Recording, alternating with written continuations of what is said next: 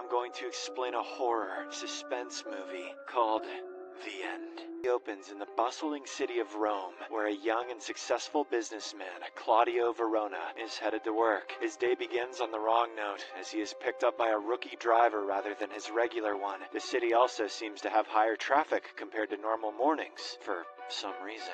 Consequently, Claudio reaches work extremely late and is informed that an important client is waiting in his office. He rushes into the elevator where he joins his coworker Marta. From their conversation, it is revealed that the two had a brief affair before she got married. The elevator soon reaches her floor, and Marta leaves, while Claudio creepily checks her out. Ooh, mamma mia!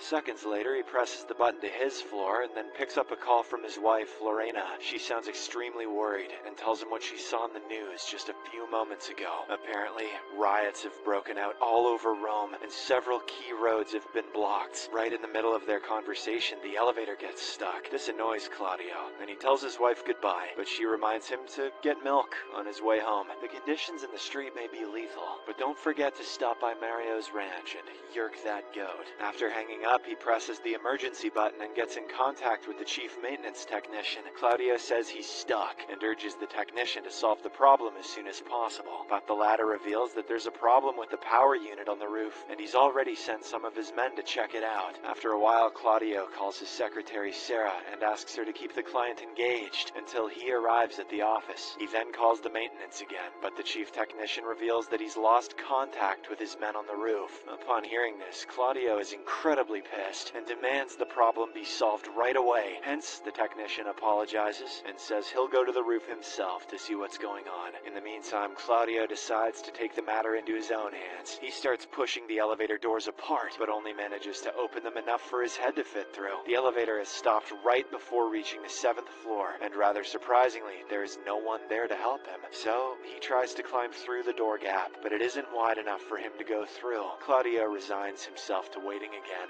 and gets a new call from Lorena. She is afraid, because someone is knocking hard on the door, and won't answer when she asks who it is. Claudio tells her to call the police, but Lorena points out that the line isn't working. After telling her to lock herself in the bedroom, Claudio calls a friend named Stefano, because of course his name is Stefano. He urges him to go to his house and check on his wife. Stefano agrees to do so, but warns that it may take him a while to arrive because the traffic is awful, and it may take him a while to leave too because he's going to bang his wife. Moments later, Claudio checks out the news headlines on his phone. Several reports talk about strange attacks in different parts of the city, and also mention a lab on fire that was recently evacuated. Claudio is immersed in the news when suddenly he is interrupted by cries for help. A scared group of people runs past the elevator, including Marta, who falls to the floor right in front of him. She begs for his help, and Claudio grabs her arm, trying to keep her with him. But whatever is grabbing her is stronger than him, probably Marta's gift of common sense, and eventually drags her away. Witnessing this, Claudio finally begins to take the situation seriously, and a strange fear sinks into his mind. He cautiously approaches the door to have a peek, but is startled by two zombies trying to reach inside to catch him. Fortunately, they leave when they hear a voice down the hall. While trying to process what he just saw, the businessman receives a call from Stefano. The latter says he's almost at Claudio's house, but the call abruptly ends when he's attacked by a horde of zombies on the streets. Claudio doesn't get enough time to think about what just happened, as he immediately gets another call through the elevator communicator. It is the chief technician, who reveals that he couldn't find his workers. Claudio tries to explain what he saw a few moments ago, but the guy doesn't take him seriously. This proves to be a fatal mistake, as the technician is soon attacked and killed by,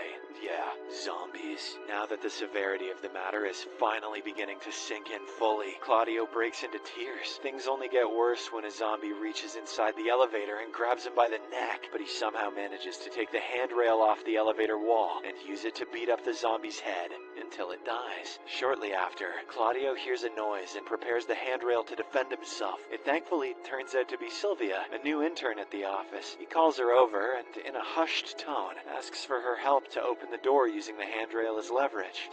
Sadly, the two are still not strong enough to succeed. Things only get more complicated when the handrail slips from Claudio's hands, making loud clanking noises. Moments later, the duo hears the zombies coming, and Sylvia tries to run away before they find her. But to Claudio's utter horror, several zombies rush towards the spot and quickly jump on her. He watches on helplessly as they feed on her until she's dead. To think that she was getting paid in experience. After gathering himself, Claudio picks up his phone and calls Lorena, but it goes unanswered, prompting him to break down into tears. A few moments later, Claudio is found by another coworker of his who has been surviving by using a lamp to defend himself. The coworker wants to enter the elevator as well, and the duo tries to pry the door open, but to no avail. Their effort makes so much noise that several zombies arrive and chase the coworker away. Moments later, Claudio hears a zombie walk by and calls it over on purpose to taunt it. He makes fun of it for not being able to reach him, and his antics manage to attract several more zombies. He then grabs the handrail and starts beating on their asses, only to then get distracted by screaming at the end of the hall. Claudio quickly realizes it's his secretary Sarah who asks for his help. The desperate cries cause the zombies to notice, and they enter the office where she is hiding. A distraught Claudio throws his watch at the zombies, begging them to spare her, but it's pointless. Not knowing what else to do, Claudio starts looking at the news on his phone and sees a chilling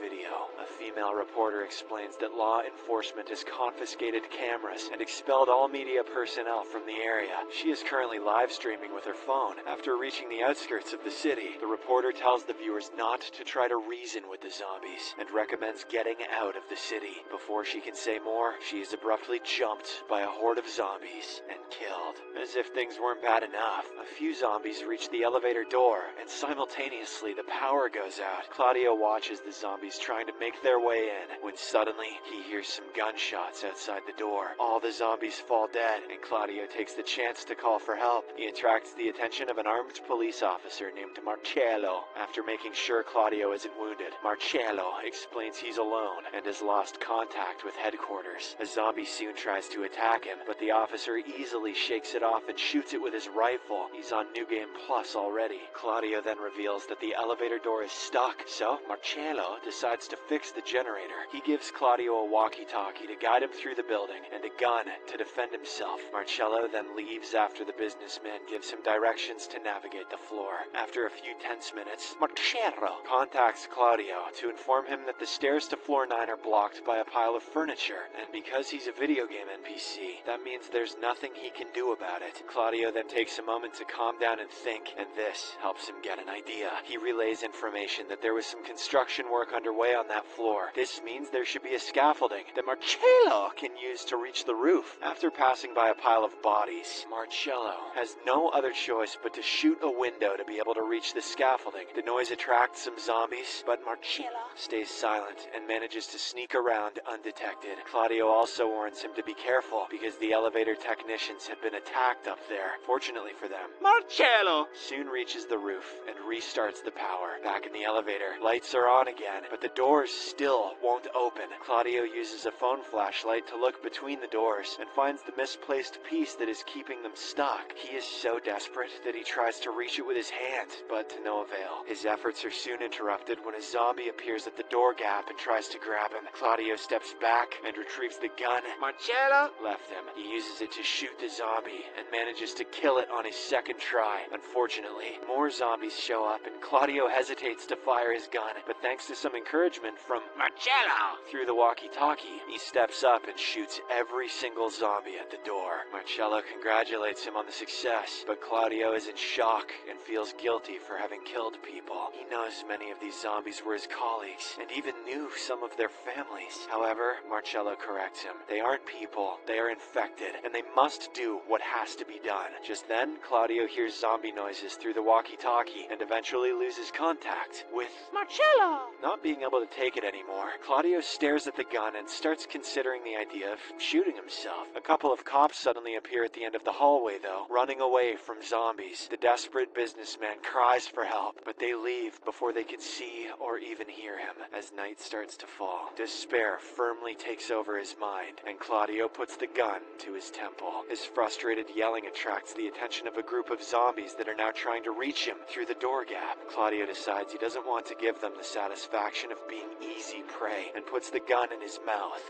That'll show them. At this crucial moment, Marcello's voice suddenly booms from the elevator's ceiling, asking Claudio to open the hatch and let him in. This excites the businessman, so he quickly grabs the handrail and uses it to push the hatch, creating an opening for Marcello to come through. After Claudio helps him get down, Marcello wastes no time and shoots every zombie at the door with his rifle, and it doesn't hurt their ears somehow. He then reveals the wound on his leg where the zombies got him. As the two engage in conversation, Claudio asks him if he has any idea how this started. Marcello is a cop, and he must have been told something by the higher-ups, but the latter replies all they were told was that a virus suddenly spawned, and it began to spread. The authorities told him it was animal-based, but he doesn't believe it, as modern medicine has plenty of cure for such things. Why would a cop know that? The virus must have been created in a lab, and someone lost control of it. Probably a China. He says. Out of nowhere, Marcello starts laughing uncontrollably as he remembers a joke from a movie that he watched with his wife. He shares the joke with Claudio, who doesn't find it funny, but he does take an interest in Marcello's wife. The two men share some details about their married lives, and Claudio reaches the conclusion that the cop isn't a good husband. Moments later, while he's reloading the rifle and the gun, Marcello starts coughing blood. He tells Claudio that he's going to lay down and get as much rest as possible. After he's fallen asleep, he wants Claudio to shoot him twice in the head because he doesn't want to become a zombie. Claudio, however, refuses to take the gun, forcing Marcello to put it against his head. This results in a scuffle over the weapon, but Marcello eventually punches Claudio in the face, and the tensions slowly simmer down.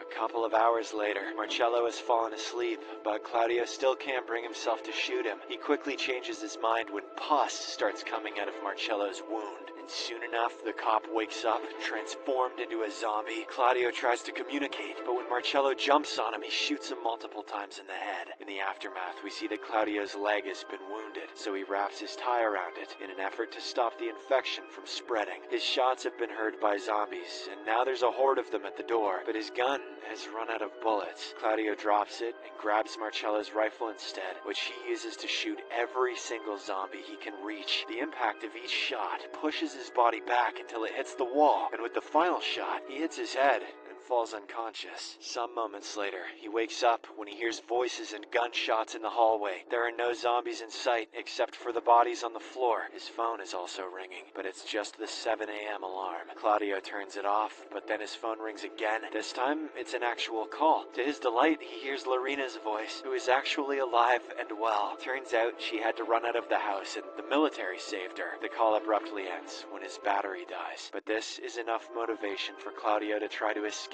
again. He grabs the handrail and tries to push the elevator piece that is blocking the doors, but he can't reach it at the right angle. So, he drags Marcello's body over and steps on it to reach in between the doors with his hand. He manages to grab the piece and take it out, allowing him to push the door all the way and widen the gap. After a harrowing few hours, Claudio is finally free. He drinks the leftover water, climbs out of the elevator, and steps over some zombie bodies to reach the hallway. After finding his watch on the floor, he puts it in his jacket before going downstairs. He makes it to the lobby and finds even more bodies, including a legless zombie that drags itself over to him. Claudio pulls the rifle trigger, but there are no bullets left, so he smashes the zombie's head with his foot. As Claudio leaves the building and walks through the streets of Rome, he notices there are zombie bodies everywhere. He soon reaches a bridge where he finds a bottle of milk on the ground next to a woman. He remembers his wife telling him to bring milk after work, so he picks the bottle up. This causes the woman to wake up and grab his leg. Claudio steps back and is ready to defend himself using the bottle, but the zombie falls dead when the military shoots it from a nearby roof. The movie comes to an end as Claudio raises his hands, hoping he will be allowed to enter quarantine.